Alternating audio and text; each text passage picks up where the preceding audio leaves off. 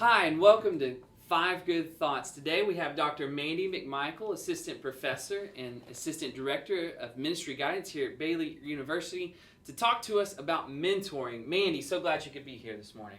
Thanks for having me, Jack. It's great to be here. Yeah, well, as we get going on Five Good Thoughts of mentoring, there's no one better that I'd rather talk to than Mandy. She is helping to form hundreds of ministers every year here at Baylor as they go and have these kind of relationships in churches in and around our area.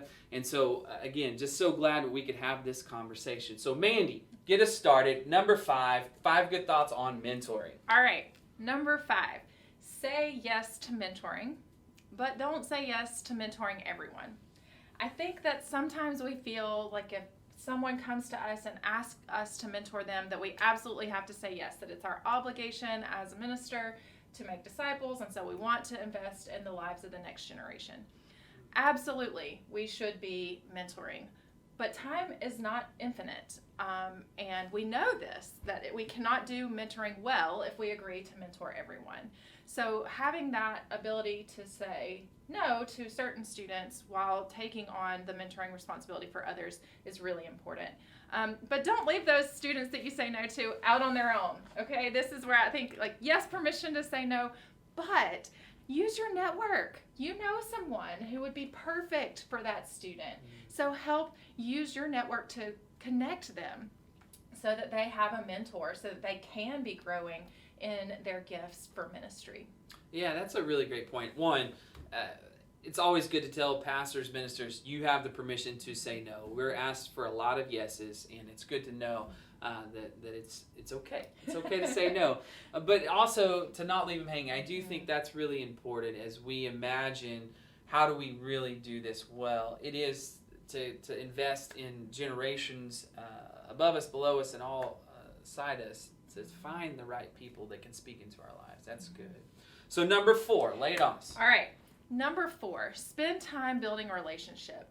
So much of the time when we think about mentoring, we think of it as, I have to impart all of my knowledge to this person so that they know how to do ministry well. And so we might be meeting and say, well, today we're going to talk about how do we baptize? And I'm going to tell you exactly how to do that. And then we're going to go practice it together. And it's wonderful if you are spending time talking about those practical things, or that your mentor, the person you're mentoring, might go on a pastoral care visit with you. Those are wonderful ways of mentoring. But that's not all mentoring is. Mentoring is about relationship. And if you don't spend time getting to know one another, building trust with one another, being assured of confidentiality within the relationship, listening to the person and what their needs are, what they're hoping to accomplish through this relationship you have together, finding common interest even, to do things that you might have in common outside of ministry.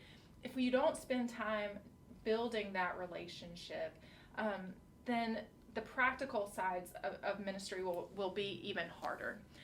Because when I'm in relationship with someone, when I know them and they know me, and they've taken the time to hear me and the things I care about, then I'm more willing to listen to them and to learn from them, because they have earned my respect. So making time to build that foundation of a relationship that goes beyond just imparting knowledge. Yeah. The getting down to business is always, I think, the temptation is that what we're doing is very important, and so we need to talk about all the nuts and bolts of this very important stuff. And there's no way that we could talk about it all through a months or even a year of mentoring, and so we've got to get it done. But really, the relationship is the business. Well, and that you have, we feel like we have limited time. And this comes into teaching a class at church or in a seminary setting or whatever as well, that, we have to get all this content out. Yeah. Well, content can be, you could give them a book to read later, and then come back and talk about it. But spending that time, at least some of that time, investing in the relationship is what will make the mentoring relationship beneficial, even beyond the set time of the internship or mentoring or what formal relationship that is. That's really good, yeah.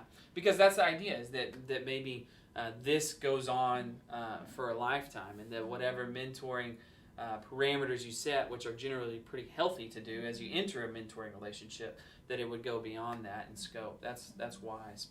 Number three, collaborate, don't compete. So much of the time we are interested in making sure that they learn from us. We are excellent at what we do. Otherwise, no one would have come to us asking for mentoring. And so we know the right way to do these things. We can impart that to them and help them become really good ministers too, really effective in ministry. But the reality is sometimes things have changed. Contexts have changed. The culture has changed. And what worked for us 20 years ago actually might not be the best thing now.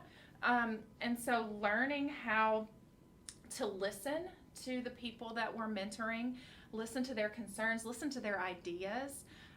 Ideally, a mentoring relationship is a reciprocal one in which we're learning from one another and that we are growing together in our journeys of faith.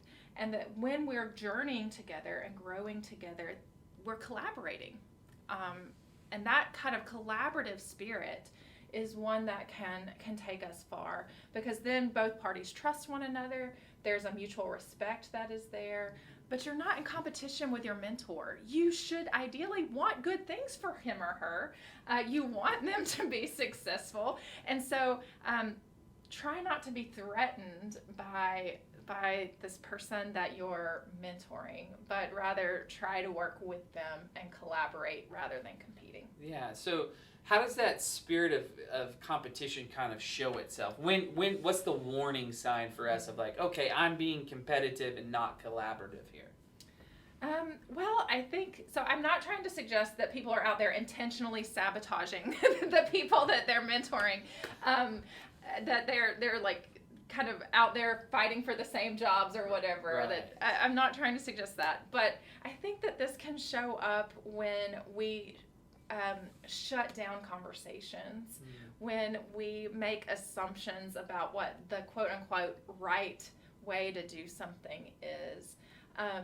That if a mentor has had success in a certain area or been recognized for something that we ourselves struggle with, that we haven't had, it can be difficult to celebrate that success with them. But when we're collaborating, when we're putting our gifts together, we can truly celebrate the accomplishments of others and the successes of others. So that would be one way. I think another is that all of us tend to try to inspire as we are inspired, and that can sometimes put us in at odds with another person. I've learned this best in my parenting. I have one child with a very different personality than I have, and we don't always. I don't always know how to motivate this particular child of mine because we're, anyway. So I think that can happen in mentoring too, that we have to be aware of like what is going to be motivating them so that we're not trying to impose our will on them.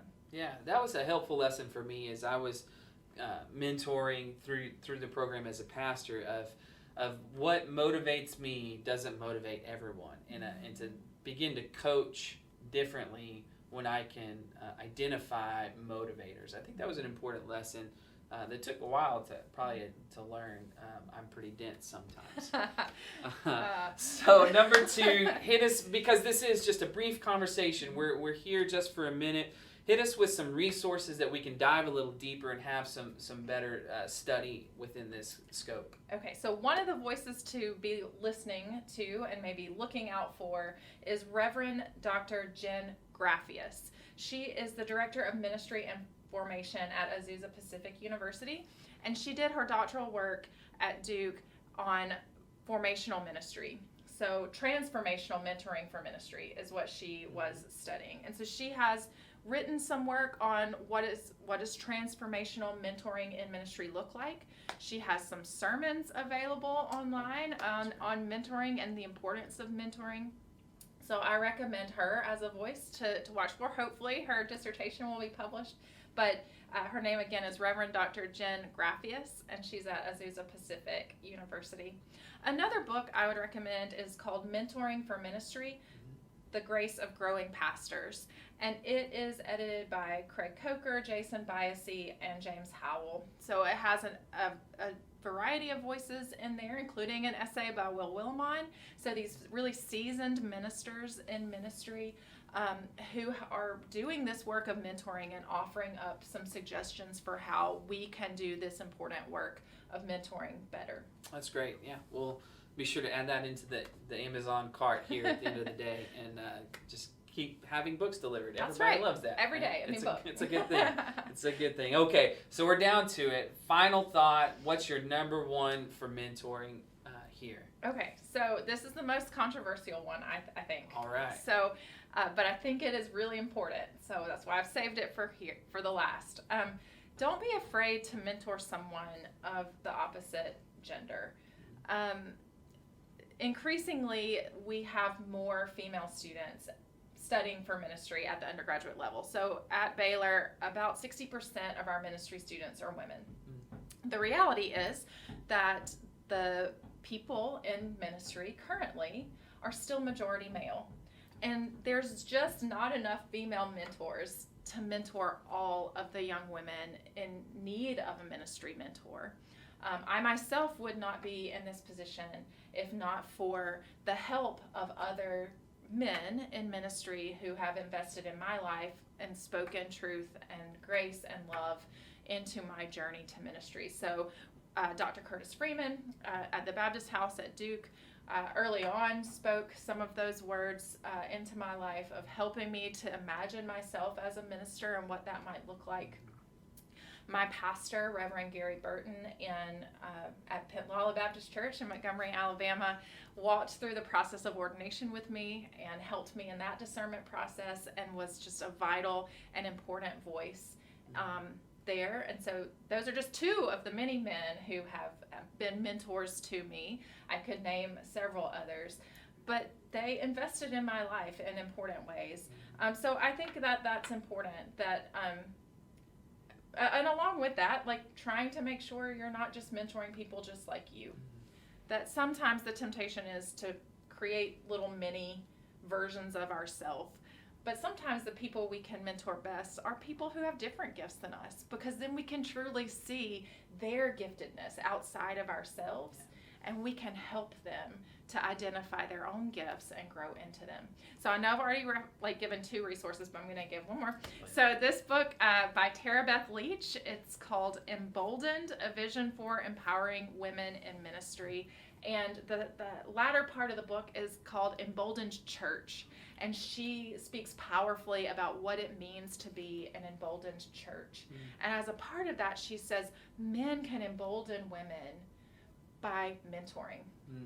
And mentoring well. And she gives very practical suggestions for how that can be accomplished within grace-filled and spirit-filled conversations and relationships. And so I would recommend that to you for kind of a starting point for how this might be done well. That's great. No, that's really great. I think, full disclosure in part of the conversation today, Mandy was a mentor of mine through my doctoral program, and just I wouldn't be here where I am today without her work and investment in me. And I think it's equally important to listen to voices that aren't like your own. And it has been wildly informative and helpful in my journey and walk, and internally grateful for Mandy's investment in me and my work. And know that it ripples out and goes on for many generations. Thank you again for being here today. Appreciate it. Glad you were here to join us on 5 Good Thoughts on Mentoring. We look forward to having you again very soon. Take care.